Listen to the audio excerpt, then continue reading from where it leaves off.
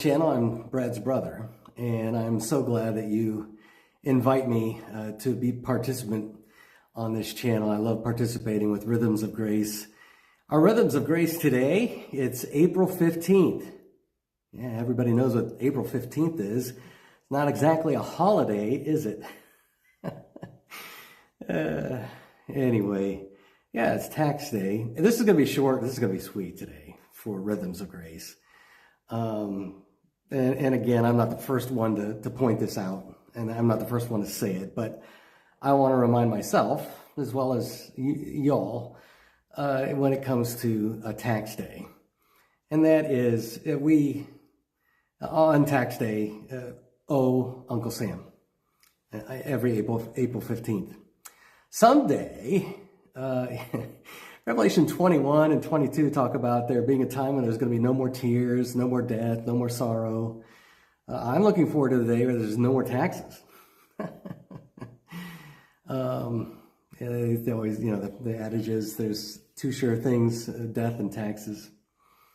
But it's a reminder. It points to something else that's far, far, far more important than paying taxes to the federal government or even state government.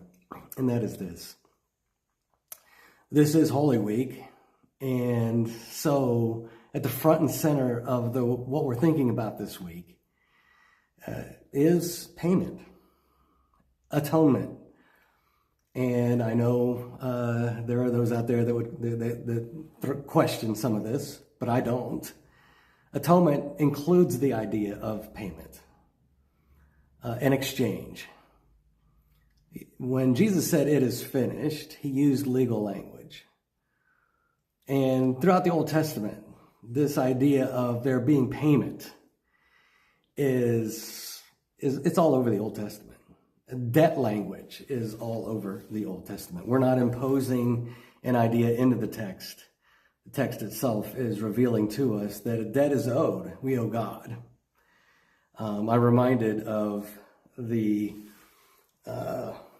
it's an episode of The Simpsons that I frequently allude to, where Bart Simpson gets to the end of his day and he doesn't have the next day's homework assignment done. So he gets down on his knees and he prays that the next day would be a snow day or something, that God would get him out of having to have that homework turned in that day, to give him more time to do the homework. He needed one more day.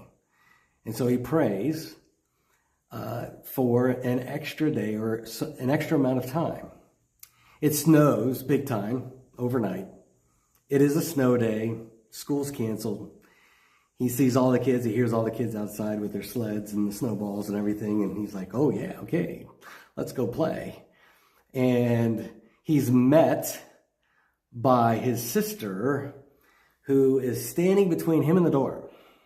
And she says, nah, she heard the prayer. And this is what she says. You owe God big time. You owe God big time. And that's kind of the way things work in salvation. We owe God big time, but it's a debt we cannot pay. There's no way we can pay it. The debt was always life for life, by the way. Anyhow, when Jesus comes along, Jesus is all about forgiveness. He's all about salvation. And when he dies, among his last words are, it is finished. The price has been paid. And yes, I do believe that is a correct understanding of what he says there. It is finished. What's finished? It's all finished. First of all, the debt's been paid, but it's also true that it is finished means God's wrath has been satisfied. It also means that salvation has been accomplished. It means sin and death have been conquered. All those, all bound up with it is finished. But including this idea that the debt has been paid, a debt we could not pay. So we don't owe God. Whatever we did owe God, Jesus took care of it on the cross for us. And then that is applied to us in the here and now all the time in word and sacrament. We experience Christ's forgiveness. We experience it is finished every time we receive Jesus in the preached word and in the proclaimed sacrament. And that happens every Sunday. Because salvation isn't just a past event, it's a present event. We have been saved, we are being saved, and we will be saved. And that's also all over the Bible. And so it is finished. What's finished? The whole thing has been saved, are being saved, will be saved. It's all done. Jesus has taken care of it. And so on this tax day, April 15th, it's just a good time for us to stop and remind ourselves that Jesus has done everything on our behalf. Everything is for you. And so all we do is receive. We passively receive his salvation, his forgiveness, his life. And he did it as an exchange. And he took our sin and he gave us his holiness, his complete holiness, his forever holiness.